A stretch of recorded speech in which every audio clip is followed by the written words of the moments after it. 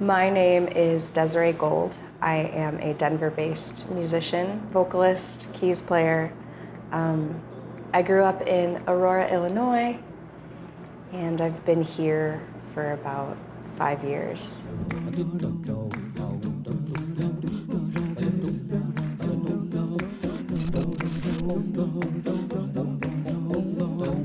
Yeah, How did you get into music?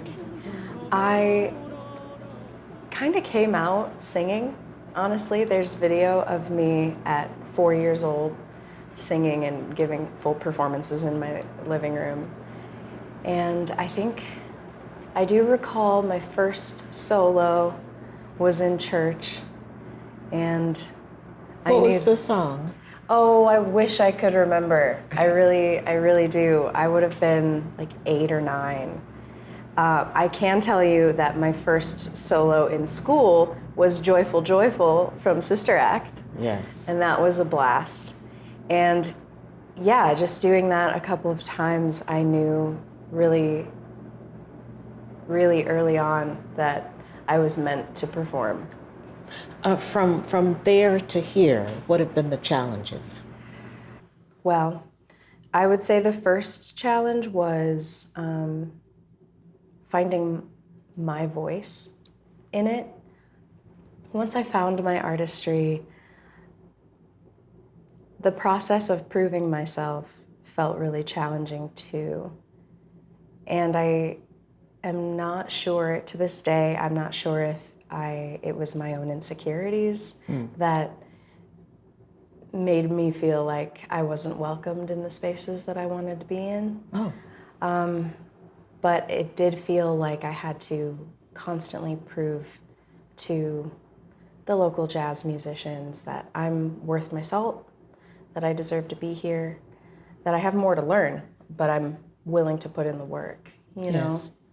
So I would say that's a challenge that I'm still kind of battling. Yes. You say finding your own voice. From opera to becoming a jazz singer. And within jazz, we know that I love Miles Davis. So with him, you can close your eyes and you hear that sound and you know it's him. What were the challenges for you in finding your own voice? To this day, I am very multifaceted in the world of music. I just have a very diverse repertoire. I'm in a wedding band, so I sing top 40s all summer long. And there's a lot of value in learning all of the techniques in order to execute a song like XYZ artist. Yeah, and that's what artists do.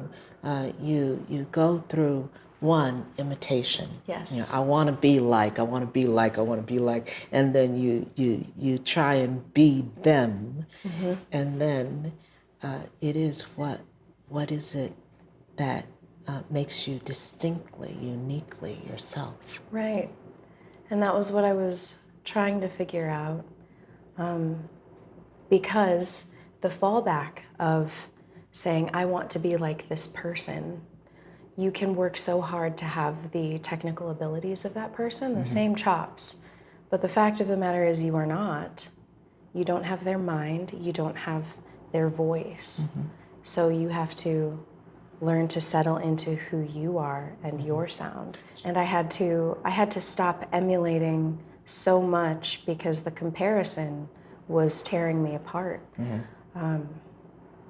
And I read this, someone said somewhere that you will never appreciate your own art if you can't love yourself. And you'll never value your art the way that others do unless you value yourself the way others do.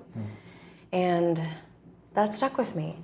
I was like, okay, I am not this person. I'm not Whitney Houston. I'm not Jill Scott. I am Dzirae. And my voice is uniquely mine. And now I get to play to my strengths and channel my history and do the things that light me up and make me feel really good in a song, and like I am being true in the moment with the song, in my writing and in, performance. So that's a journey I'm still on, and we're ever changing and evolving. So I hope that the journey never ends, From where you entered, how has the industry changed? When I entered and decided to become a full-time musician, it was 2020. And at that time, we were already in this like new age of streaming. Pandemic did that. Exactly. And social media and content creation. I suppose one thing I think it's a positive is that events are coming back very strongly. I feel like we're back to a place of public performances similar to where we were prior to the pandemic. There were several years where it felt like it was really hard to get people to show up and be excited about being out. And now it feels like people really want that again, really crave community. So I suppose in the past 5 years, I've seen us shifting back towards presence in community. At least that's in my experience, that's what it's been. Yes, absolutely. That's exciting. And at the same time, you see where the innovations have happened during that time. The necessary innovations of being in your own space alone. It's true. And how do you continue to create? How do you continue to share the work? Yes, absolutely. I have many musician friends that are still, they're working really hard with live streaming their performances, or just like creating content from home for social media purposes. And that can be a really lucrative path for a lot of people. I have not found a ton of joy in creating content or live streaming because I really crave the direct connection with the audience, and feeling the energy come back is what lights me up. And that's what, from the beginning, it was the exchange, the energetic exchange that I felt when I performed for an audience, that I'm not willing to give that up. Right. Yeah. At the same time, the industry shifting with people being able to go their own way, not relying on the old system and the old gatekeepers. Very true. Absolutely. I mean, to be an independent artist today is definitely much easier than it would have been a decade ago, and a decade prior to that. I'm making a living, not, I'm not super wealthy out here, but I'm comfortable, and I'm making a living off of being just an independent freelance artist, and that is a gift. Who are those people in your history who helped, encouraged you? My mother has always been my biggest cheerleader. When every other adult in my life was like, you're gonna go to college for opera, for vocal performance, what will you do with that? My mother was like, you go, baby, you got this. I will back you as much as I can. I will pay for as much as I can. We're gonna make your dreams come true. So my mother has always been my strongest support. But I also have had so many teachers that have brought me up and encouraged me, especially in those moments of self-doubt. My very first vocal teacher, I didn't have money for lessons, so she taught me for free. She called it a scholarship and gave me free lessons for several years until I reached a point and she's like, you've outgrown me. There's nothing more I can teach you, and it's time for you to seek guidance that can take you even further. After her, there was a teacher that I'm still friends with, Mr. Lambert. And we actually had a very special friendship because I grew up being a mixed person and feeling all of the confusion of that. What do you mean by that? Oh, what do I mean by the confusion of being a mixed girl? I had a really hard time finding friends that I could really relate to.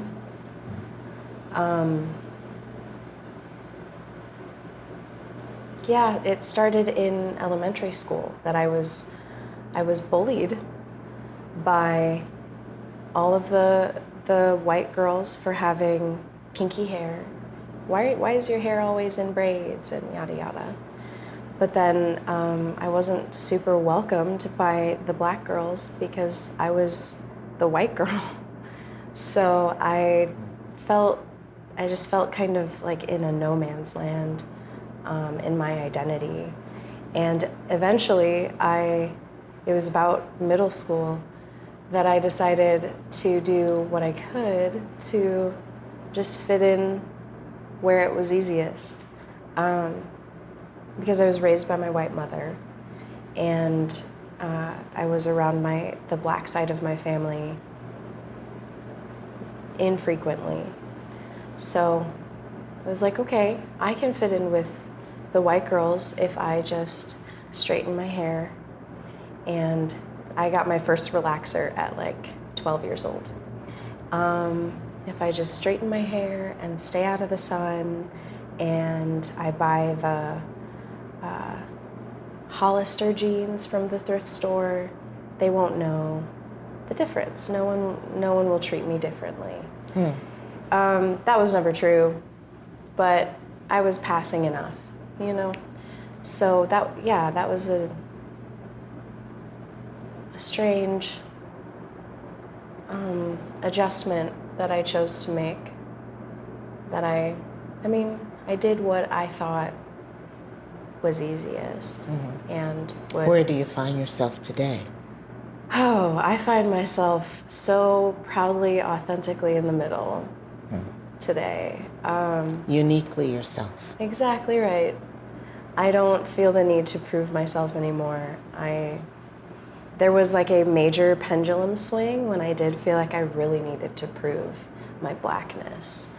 And I leaned into that, and I'm glad that I did. I learned so much. I reconnected with my family in a way that I'm really glad I did, because I love my family. And then I was like, I'm working so hard to regularly prove to people that I am black.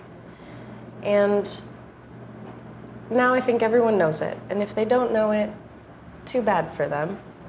I know who I am. Yeah, there's so many layers of being black. There's no one path. Truly. No one way. It's not a monolith. And so I've since, this very long journey, I've just settled into being mixed. Who you are. Who I am. Yeah. Today, let's say from November of 2024 to now, what are you thinking? What are you feeling? What has changed for you? Oh, boy.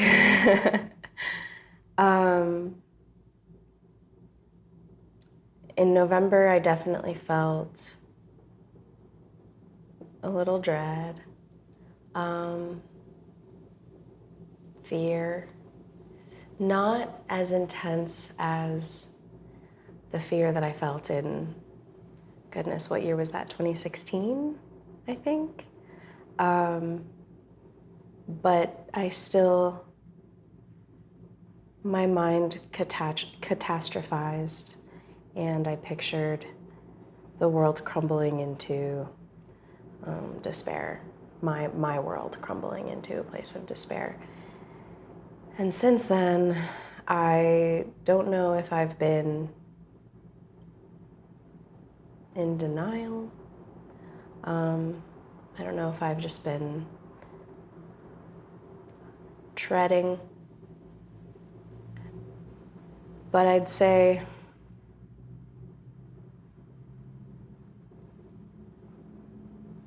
I don't feel super hopeful at the moment. On Inauguration Day, which happened to fall on Martin Luther King Day, Right. I was so hopeful. I was like, okay, this is a beautiful thing. This is, a lot of people are saying, oh, the irony of it, or I guess it's a coincidence. I don't think it was planned, but I was like, hold on, maybe this is a positive sign, and there's hope for all of the disenfranchised communities here. But I should mention that I am a queer woman. I have a girlfriend, and I have a lot of trans friends, and I fall into the category of like low income. And these are all just parts of my experience that have put me in a place of concern about the trajectory of what our country and our world at large, what direction we're headed in. In terms of taking an action, what do you feel you want to do? I think I wish I didn't have to do anything, but I know that I will be called to do something at some point, and I don't know what that is yet. In terms of your circle of friends? Yeah, in terms of my circle of friends, being more open. And I've been, in the past several years, notoriously closed, more guarded. And I'm realizing now that it feels better for myself, and I feel more secure if I can be vulnerable with the people that I'm close to and share my concerns and my fears and allow them to do the same. And it lightens that burden, and it allows us to carry on another day. So I suppose that's what I've been doing. That's what I've been called to do most recently, is just to be more vulnerable and be more present with the people that I love. Yes. Yeah. How important is history? Oh my gosh, it's vital. And I do worry about our history, all of the different facets of our history being erased, eradicated. And I think it's our job to keep it alive as much as we can. Music is intertwined with history. It really is, isn't it? Yes. I'm really proud to be a Black queer musician because of the history of it. If you think about some of the jazz greats, they were struggling artists, and they were just doing what they knew how to do to bring joy into their lives and the lives of the people around them. And I think that's such an important job. And I'm honored to step into that legacy in any way that I can. There's a reverb, an echo that flows through you from past to present into wherever you're stepping into. I feel it, and I feel the way that it is pushing me forward. Like I'm just riding the wave of this ripple. Because truthfully, like I said, I haven't felt like this is a choice. The path that I've taken to be a musician, to be a performer, it chose me.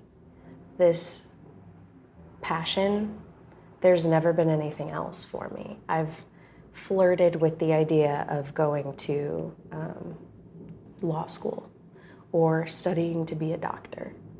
I've flirted with the idea of a lucrative career path, a guaranteed one, or at least more guaranteed, you know? But it's always been music for me. And you're absolutely right, it's the reverb. It's that ripple, I can't escape it. I just have to ride that wave. Let's see where it goes. I understand that feeling of wanting to be with a live audience and feeling that energy that comes through you, how you touch people's lives as they are with you in that present and take it out into their own existence. Yeah, that's the hope. Absolutely. It means the most to me when someone tells me after a performance that they felt it. Not just, oh, it was beautiful, but that they had the physical chills, that they feel inspired. I have so many artist friends, actually, who tell me that regularly. They tell me that they're glad that I'm doing what I'm doing. They are inspired to see me pushing, always working for the art. Right. Yeah. It is art, music, that is that art and music moves everyone and lets people know that they're not alone, gives people empathy with others, seeing themselves, feeling that. Truly. What a gift. Wonderful. Thank you. Thank you. Thank you so much.